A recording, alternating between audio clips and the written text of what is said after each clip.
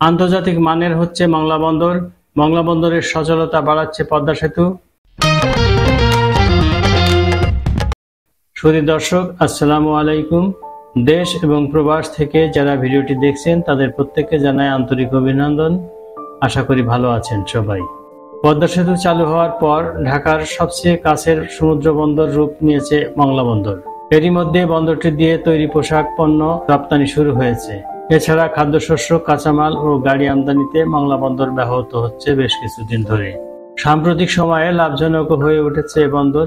এসবই আশা জাগানিয়া বিষয়।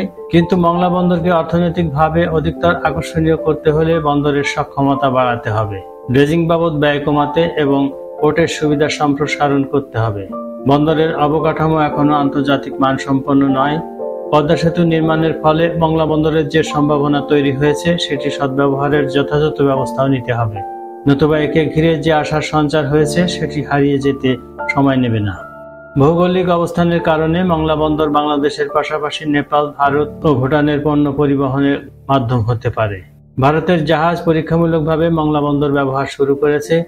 এদিকে নেপাল ও ভুটান এতদিন ভারতের সমুদ্র বন্দরই ব্যবহার করে আসছে, কিন্তু তাতে ওই দুটি দেশের পরিবহন ব্যয় অনেক বেড়ে যায়।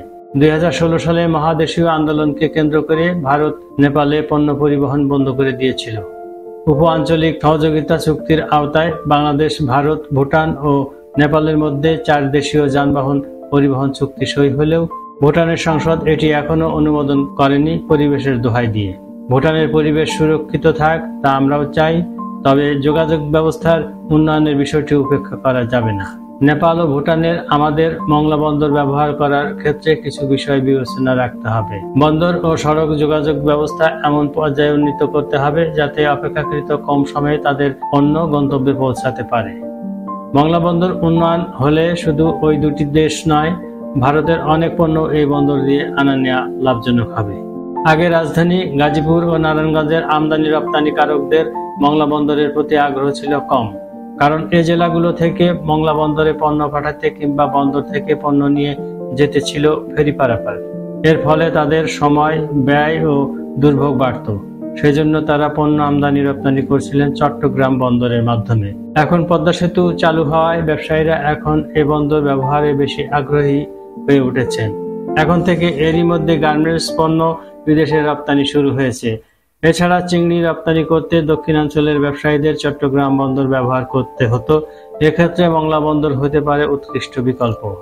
একথা সত্য, পদ্মা সেতু চালুর পর মংলা বন্দরের চাপ বেড়েছে।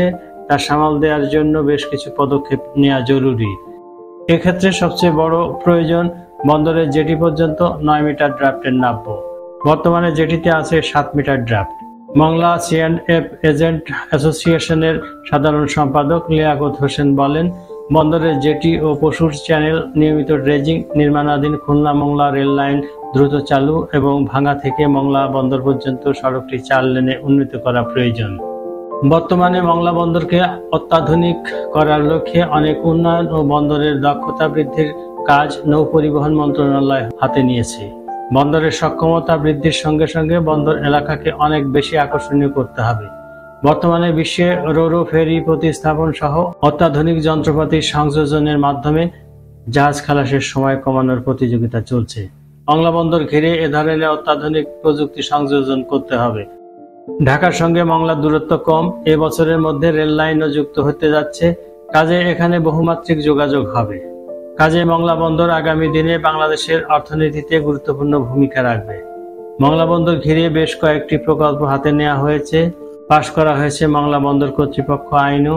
বেশ কিছু যন্ত্র, নৌযান ও ইকুইপমেন্টও কেনা হয়েছে মংলা বন্দরের জন্য। উচ্চ ক্ষমতা সম্পন্ন ক্রেনও আনা হয়েছে। তবে কন্টেইনার টার্মিনাল, মানসম্পন্ন আবাসন প্রভৃতি বিষয়ে ঘাটতি রয়ে গেছে। মংলা বন্দরকে আন্তর্জাতিক মানে উন্নীত করতে হলে সেবার মানে অনেক উন্নতি ঘটাতে হবে। আশার কথা হলো, এক সময়ের রুগ্ন মংলা বন্দর এখন মাথা উঁচু করে দাঁড়িয়েছে। একটি আন্তর্জাতিক বন্দর হিসেবে মংলার গুরুত্ব দিন দিন বাড়ছে। এশিয়া, মধ্যপ্রাচ্য, ইউরোপ, অস্ট্রেলিয়া, আফ্রিকা, উত্তর আমেরিকা, লাতিন আমেরিকার দেশগুলো থেকে এ বন্দরে জাহাজ আসে। সিঙ্গাপুর, কলম্বো, হংকং হয়ে বেশিরভাগ জাহাজ মংলায় আসে। বাংলাদেশের প্রায় নদী বন্দরগুলোর সঙ্গে মংলায় সংযুক্তি যেমন রয়েছে, তেমনি উপকূলীয় জাহাজ চুক্তির মাধ্যমে কলকাতা বন্দর এবং থাইল্যান্ড ও মংলার সঙ্গে সম্পৃক্ত রয়েছে, যা মংলাকে আন্তর্জাতিক বন্দর হিসেবে আরো গুরুত্বপূর্ণ করে তুলেছে। পণ্য আমদানি রপ্তানির ক্ষেত্রে আকাশপথের চেয়ে সমুদ্রপথই সবচেয়ে সহজ ও সাশ্রয়ী।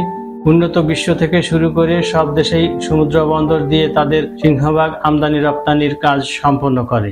এক সিঙ্গাপুর শুধু বন্দর কার্যক্রম দিয়ে উন্নত দেশে পরিণত হয়েছে। একে পোর্ট অফ সিটি বলা হয় এবং বন্দর ব্যবহার করে দেশটির অবস্থান বিশ্বের চতুর্থ। ভারত, পাকিস্তান সহ উপমহাদেশের দেশগুলোও সমুদ্রপথকে আমদানি রপ্তানির প্রধান অবলম্বন হিসেবে নিয়েছে। এসব দেশের একাধিক বন্দর থাকায় অর্থনৈতিক ক্ষেত্রে গুরুত্বপূর্ণ ভূমিকা পালন করছে। বন্দর কেন্দ্রিক অন্য অবকাঠামো সহ পদ্মা সেতু নির্মাণের ফলে রাজধানী ঢাকার সঙ্গে মংলা বন্দরের সরাসরি যোগাযোগ স্থাপিত হয়েছে। ফলে দেশি বিদেশি বিনিয়োগকারী ও আমদানি রপ্তানিকারক ব্যবসায়ীদের এ বন্দর ব্যবহার বহুগুণে বেড়ে যাবে। এ বিবেচনায় ভবিষ্যৎ চ্যালেঞ্জ মোকাবেলায় মংলা বন্দরকে আরও সক্ষম করে তোলার প্রয়োজনীয় সব ব্যবস্থা নিতে হবে। শুধু দর্শক, ভিডিওটি কেমন লাগলো কমেন্ট করে জানাবেন। ভালো লাগলে লাইক, কমেন্ট, শেয়ার করতে ভুলবেন না। আজ এ পর্যন্তই। ভালো থাকবেন, সুস্থ থাকবেন। সবার সুস্বাস্থ্য কামনা করে এখানে বিদায় নিচ্ছি। আল্লাহ হাফেজ।